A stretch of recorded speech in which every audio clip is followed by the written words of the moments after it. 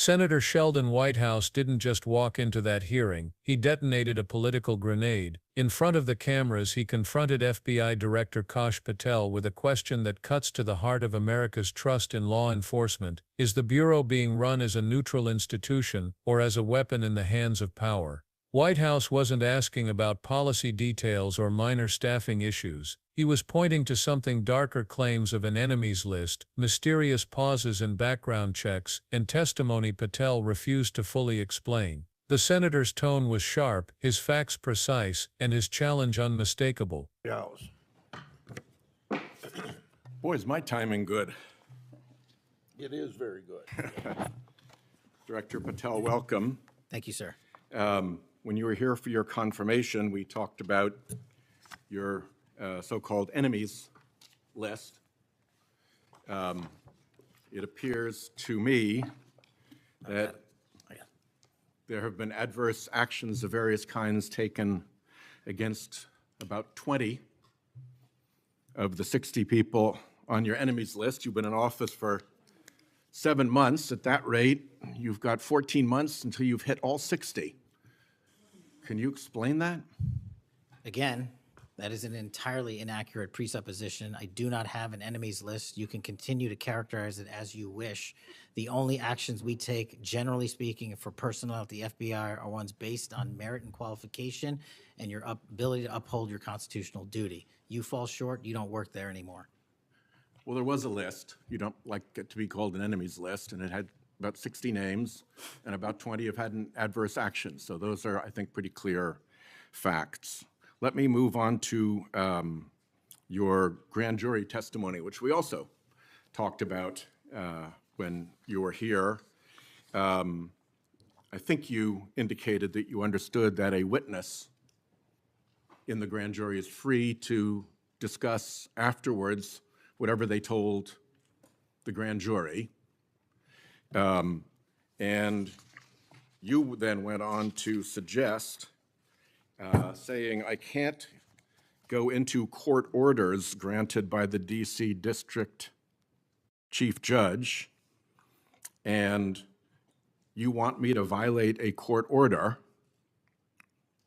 In those remarks, you fairly plainly suggested that there was a court order of some kind that somehow restricted or limited your ability to discuss your own testimony to that grand jury.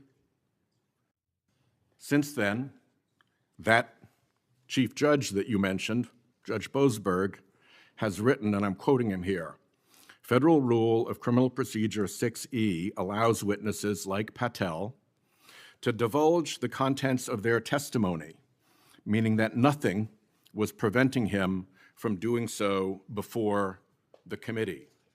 Can we confirm here today that there is no court order of any kind that limits your ability as a witness before the grand jury to discuss your own testimony to that grand jury? We can confirm that pursuant to my action, that grand jury testimony has been released, the transcript.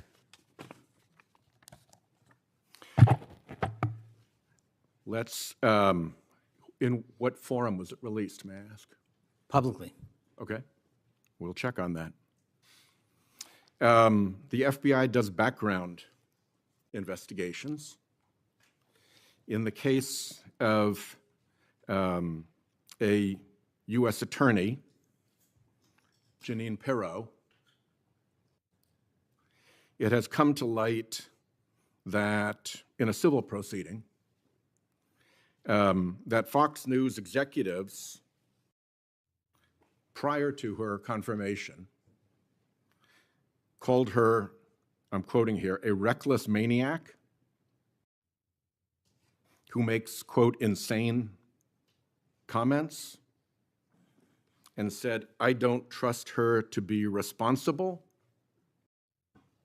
and noted her penchant for what they called random conspiracy theories on weird internet sites. My question to you is, did that turn up in her background investigation? For any background investigation, Senator, we do not discuss those publicly. And for every background investigation, when there's an adjudication, it is not made by me. It is made by the career professionals who run the inspection division and background check system. Do you know if that information was found? You see, we're an oversight body here, and there are really three possibilities here. One is that the FBI background investigation didn't find that stuff. That's worth noting because these investigations, full field background investigations, are supposed to find that stuff. That's possibility one. Possibility two is that the FBI did in fact find that information and then did not report it to the administration or to the committee.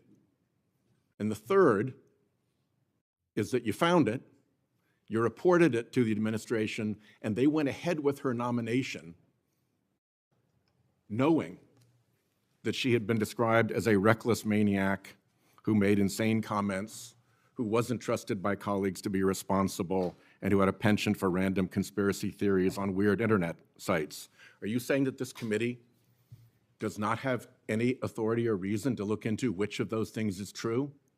This committee can look into anything it wishes. I'm telling you that the background investigations that are done by the HRD division are done by career individuals. They do not report the details of those to me. They adjudicate those independently and individually. That's how it's always been done. What happened during the pause of FBI background investigations that was alleged in the complaint against you and the FBI by the FBI agents who were terminated? On February 12th, Emil Bovee directed the FBI, quote, to pause any FBI background investigations of Trump nominees until Patel was confirmed, which happened on February 20th, is the general description of what they alleged. Why, do you know, were background investigations paused? Was it so material like this could be scrubbed out of them?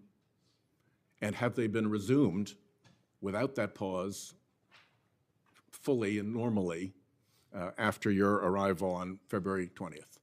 I can speak to the time period since I got there. Background investigations have been ongoing across the board at the FBI. Why was the pause, do you know? I was not there. Wasn't explained to you when you got there? Oh, by the way, boss, they've had an 8-day pause on background investigations. You think that would be something that would be explained to you at some point? Again, I leave it to the men and women at the HRD division to. If the allegations are true, then the FBI may be drifting away from its mission of impartial justice into the dangerous waters of political loyalty tests. And if they're not true, then why are so many red flags piling up? What Whitehouse exposed wasn't just Patel, it was a question every American should be asking right now. Whitehouse's first strike landed where it hurt most, the so-called enemies list. He laid it out in plain numbers. Roughly 60 names were said to be on this list of individuals within the Bureau, and in just 7 months of Patel's leadership, about 20 had already faced some kind of adverse action. At that pace, Whitehouse warned, it wouldn't take long before every single person on that list was removed, demoted or sidelined. Patel immediately denied the existence of any such list. He dismissed the senator's characterization as inaccurate and insisted that all personnel decisions were based solely on merit, qualifications, and constitutional duty.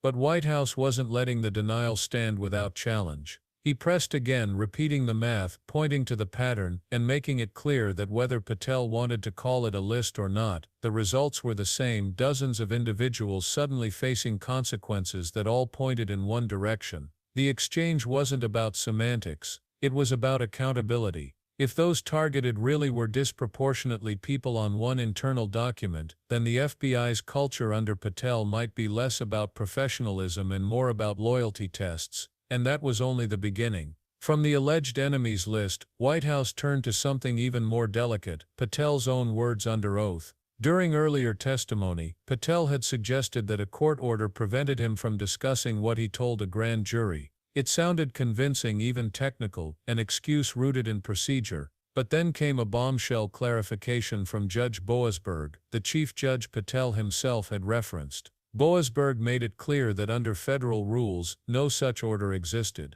Witnesses are free to disclose their own testimony if they choose, which means Patel wasn't bound by secrecy at all. Whitehouse pounced. If the rules allowed Patel to speak openly, then why had he implied otherwise? Was it a misunderstanding of the law, or a calculated attempt to dodge oversight? Patel stuck to vague assurances saying the transcript had been released, but the damage was already done. The contradiction hung heavy in the room, raising a far bigger question than just one man's words. If the FBI's own director appeared unwilling, or unable to be fully transparent about his testimony, what did that say about the culture of openness at the very top of America's most powerful law enforcement agency? And Whitehouse was only getting started. Whitehouse then shifted to a topic that sounds routine on the surface but carries massive implications: FBI background checks. According to allegations, there had been an unexplained pause in these investigations lasting several days. For most people that might sound like a small bureaucratic delay,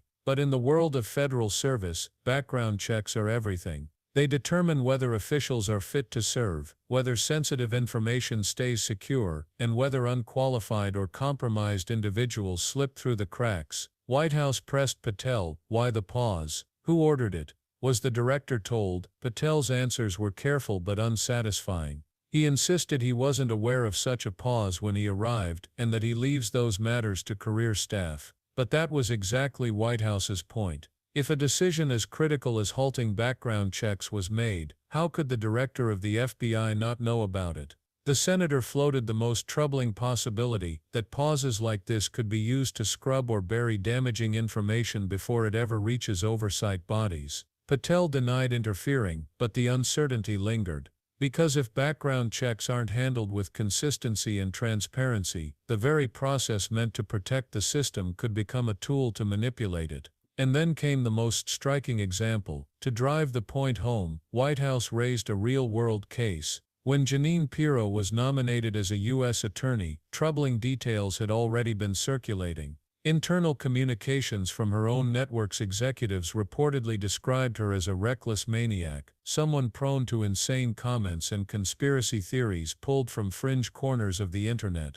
These weren't whispers from political opponents, they came from the people who had worked closest with her. So Whitehouse asked the obvious question, did that information appear in her FBI background check? If it didn't, that's a failure of the system. If it did but was ignored, then who made the decision to push forward anyway? Patel's answer offered little clarity. He reminded the committee that background checks are conducted by career professionals, not him, and that the results are adjudicated independently. But Whitehouse wasn't satisfied. Because the issue wasn't just about one person, it was about the reliability of a system Americans rely on to ensure that powerful positions are filled by trustworthy individuals. If damaging details about a nominee were flagged, and yet nothing was done, then the process itself begins to look compromised. And the senator wasn't done uncovering possible cracks in that system. Just when the hearing seemed heated enough, Whitehouse dropped another allegation, one that cut directly to the FBI's integrity. Reports suggested that during internal employee reviews, agents were asked who they voted for in the 2024 election. It was the kind of claim that, if true, would shatter the Bureau's reputation for impartiality. Political loyalty tests inside the FBI, that would cross a line no agency sworn to uphold the Constitution should ever approach. Whitehouse pressed Patel hard, is this really happening? Since when does a person's vote a proper question for career advancement or disciplinary review? Patel shot the idea down. Under his leadership, he insisted, such questions were never asked, and it was improper to allege otherwise. His denial was firm. But the fact that such accusations had surfaced at all spoke volumes about the level of distrust now hanging over the Bureau. For Whitehouse, this wasn't about one question or one denial, it was about perception and credibility. Even the suggestion that FBI employees could be judged by their political choices risks destroying morale within the agency. And if agents themselves believe politics might influence their careers, how can the public trust the FBI's decisions? The pattern was becoming impossible to ignore. By this point, Whitehouse had laid out more than isolated controversies. He was drawing a pattern, a series of red flags that when connected painted a troubling picture of how the FBI might be operating under Patel's leadership. An alleged enemies list where careers seemed to crumble at a suspicious pace, a misleading claim about grand jury secrecy that turned out to be false, A mysterious pause in background investigations at one of the most sensitive moments. A high-profile nominee whose background raised questions but slipped through anyway. And now even whispers of political litmus tests inside the Bureau's own ranks. Each issue on its own might be brushed aside as misunderstanding, coincidence, or bureaucratic confusion. But together, Whitehouse argued, they hinted at something deeper, a culture where transparency was elusive, accountability was dodged, and loyalty seemed to matter more than merit. That's not just a management style, that's a threat to public trust. Because when the agency charged with impartial justice begins to look partisan, every decision it makes is called into question. Whitehouse's message was clear. This wasn't about one senator scoring points. It was about the integrity of an institution that holds immense power over American lives. And the conclusion left no room for doubt. In the end, Whitehouse's questioning wasn't about catching Patel in a single misstep. It was about reminding the country why oversight exists in the first place. The FBI holds enormous power over cases, careers, and the confidence of the American people. If that power is used fairly, it protects democracy. If it's abused, it undermines it. That's why the issues raised in this hearing matter so much. The alleged enemies list, the contradictions about testimony, the pause in background checks, the questions about nominees, and even the rumors of political litmus tests, all of it pointed toward one theme: accountability. Without transparency, the public is left to wonder if decisions are being driven by merit or by politics, and once that doubt takes root, trust in the institution begins to crumble. Whitehouse's challenge was simple but powerful: prove that the FBI is serving the Constitution, not any partisan agenda. For Patel, denying the accusations may have been enough in the moment, but for the country the questions don't vanish so easily. Because when justice is at stake, silence isn't an answer, oversight isn't an inconvenience, it's a safeguard. And the strength of democracy depends on citizens who demand it, and leaders who respect it.